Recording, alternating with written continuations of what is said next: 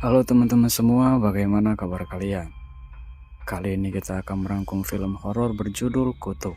Diperankan artis cantik seperti Shandy Aulia, Alice Norin, dan Vita Mariana. Film ini berkisah tentang seorang perempuan yang menjajal untuk menjadi seorang perawat lansia. Namun di balik hari-harinya menjalani pekerjaan itu, dia diteror oleh arwah penasaran yang meninggal tidak wajar. Mungkinkah di film ini akan terkuak kebenarannya? Oke. Apa kalian siap menuju ceritanya? Siap. Kisah diawali dengan sebuah bis jurusan Jakarta Cianjur yang ditumpangi seorang perempuan bernama Maya. Maya bertujuan untuk melamar pekerjaan di sebuah panti jompo. Berbekal alamat yang sudah diberikan, dia pun terus mencarinya. Ketika sampai di lokasi tujuan, seperti biasa Maya diinterview. Namun mbak-mbak yang wajahnya ngegas bernama Gendis ini sepertinya tidak menyukai Maya untuk bekerja di tempat ini. Kenapa kamu pengen kerja di sini? Standar mbak, saya mau cari sesuap nasi. Kalau cuma mau cari makan, monyet di hutan juga cari makan. Silakan pulang. Tak lama datanglah pemilik panti jompo bernama Elena. Sikapnya berbanding terbalik dengan Gendis. Elena menyambut hangat kedatangan Maya. Dan akhirnya Maya pun diterima bekerja sebagai perawat di tempat tersebut. Seperti orang tua kita sendiri. Apa kamu siap? Siap bu, saya yatim piatu. Oke, kalau begitu kamu hari ini bisa mulai kerja. Selamat bergabung ya Maya. Setelah diterima dan diberikan fasilitas kamar, tiba-tiba Maya melihat sekelebat seorang perawat lain yang tidak dia kenal. Namun ketika Maya mencoba mencarinya, perawat tersebut menghilang entah kemana. Di depan pintu kamar nomor 5, Maya kesulitan membuka pintu karena terkunci. Lalu terdengar suara orang mengetuk dari dalam. Maya yang penasaran, dia mengintip ke lubang kunci. Dan di dalam terlihat seorang perawat lain yang ada di sana.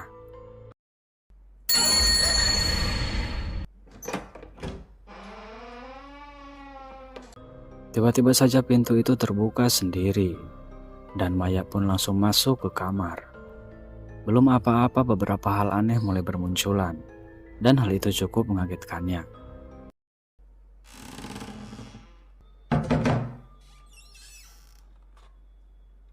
Ini seragam kamu. Ketika Maya menanyakan apakah ada perawat lain yang ada di sini, Gendis cuek saja dan tidak menjawab pertanyaan itu. Hari itu juga Maya langsung bekerja merawat lansia bersama Gendis. Namun karena belum terbiasa, lagi-lagi Maya dikagetkan dengan kondisi pasien lansia yang tiba-tiba kambuh. Kaget. Kalau nggak sanggup pasti bisa mundur kok. Gendis juga semakin ketus kepada Maya, dan ketika Maya ingin membela diri, datanglah dokter Sean yang memotong cekcok mereka berdua. Malam hari pun tiba di mana ketika Maya akan pergi untuk beristirahat, hal aneh semakin bermunculan. Elena pun datang menghampirinya. Maya berkata bahwa dia merasakan ada orang lain di tempat ini. Elena menjelaskan bahwa selain para lansia, hanya ada mereka bertiga yang bertugas di sini dan mencoba untuk menenangkan Maya.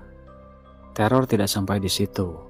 Bahkan arwah itu mulai menunjukkan keeksistensiannya kepada Maya, sampai-sampai terbawa ke alam mimpi buruk.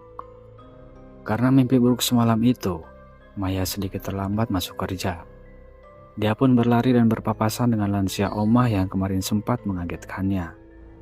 Namun si omah ini diam saja tak menggubris keberadaan Maya. Setelah itu Maya pergi ke ruangan pasien omah dan kembali dikejutkan bahwa ternyata omah sudah meninggal. Sempat ingin mengatakan keanehannya yang baru saja dialami. Namun dia merasa itu tidak ada gunanya. Maya pun segera pergi untuk menyiapkan pemandian jenazah omah.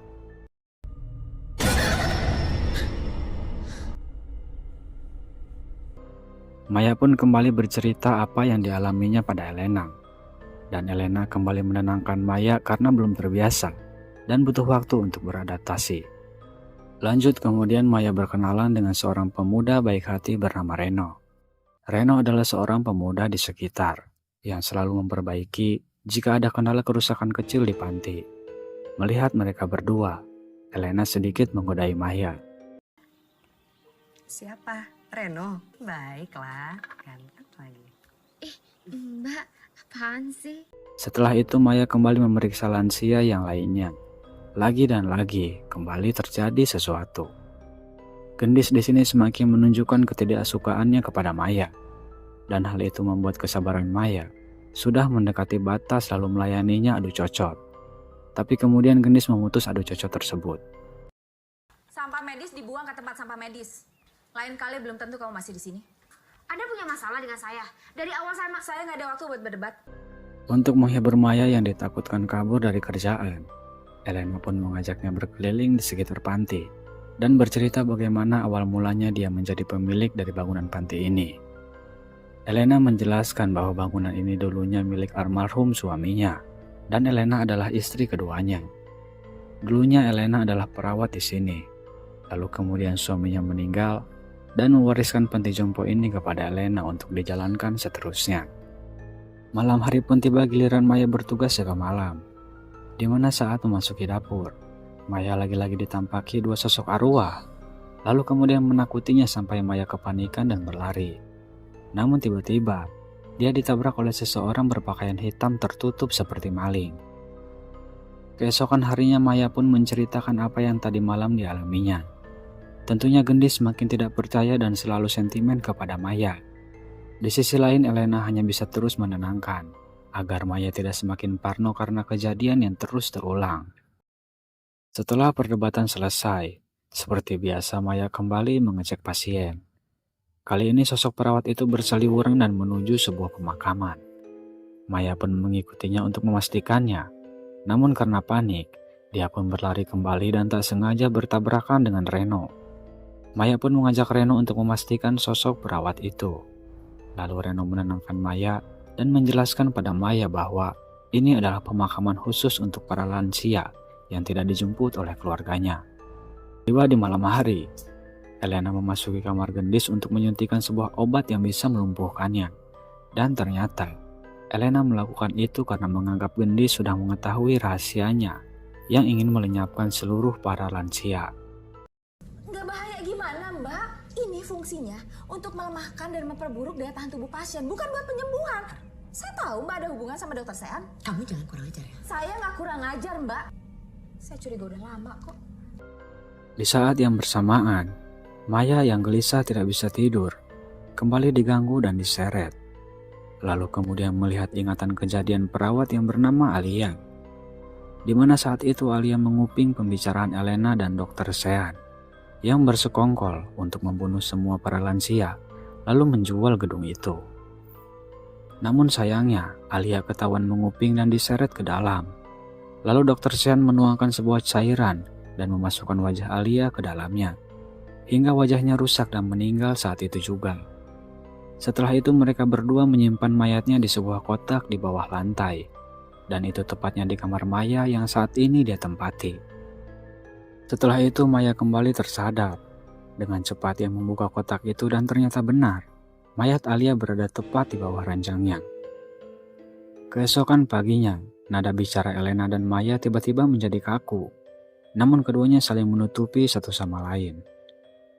Meskipun Gendis adalah saudaranya Elena, namun karena Gendis dianggap bisa membahayakan dirinya, Elena pun terpaksa menghabisi Gendis dengan sebuah setrika jadul, lalu dihantamkan kepadanya.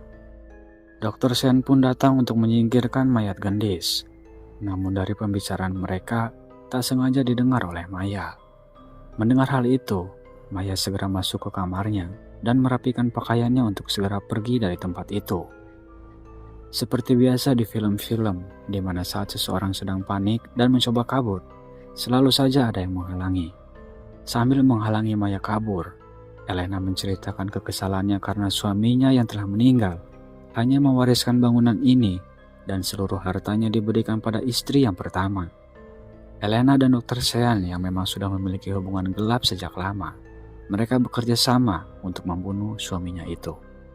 Maya pun mencoba kabur, namun sayangnya, dihadang dokter Sean lalu menyeret Maya dan mengikatnya ke sebuah ranjang.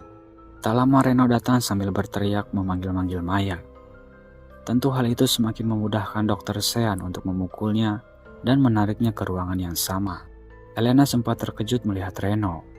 Akhirnya di sini, Reno mengungkapkan bahwa dirinya adalah pacarnya Alia. Selama ini Reno sudah curiga kepada Elena dan Dr. Sean atas hilangnya Alia. Hal itu pun membuatnya terus menyelidiki tempat ini diam-diam, sampai mendapatkan bukti untuk melaporkan mereka berdua ke hukum. Secara tiba-tiba, Maya dirasuki arwah Alia. Elena yang melihatnya pun ketakutan dan berlari. Tapi kemudian Reno mengejarnya dan terjadilah adu mekanik antara Elena dan Reno. Saat kabur dari Reno, Elena masih saja sempat-sempatnya membunuh satu lansia. Sungguh tindakan yang sangat tidak berguna.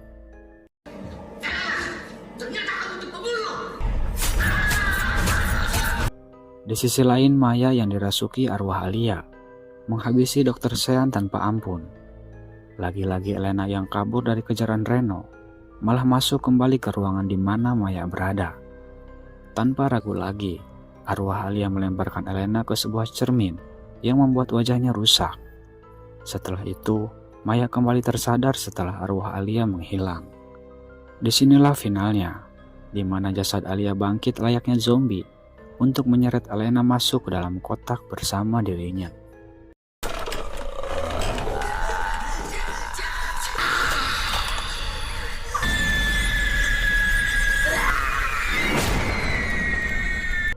Kehidupan di panti kembali damai setelah kejadian beberapa hari yang lalu. Kini Maya menjadi pemilik dari panti tersebut untuk menjalankan kembali seperti sebagaimana mestinya. Kita juga diperlihatkan bagaimana Maya masih menghormati Elena sebagai pemilik sebelumnya dengan menaruh fotonya di samping kursi. Keramahan Maya juga terlihat dalam menginterview perawat baru yang ingin bekerja di pantinya. Namun, calon perawat ini memiliki nama belakang yang sama dengan Elena. Siapakah wanita ini sebenarnya? Dan film pun berakhir.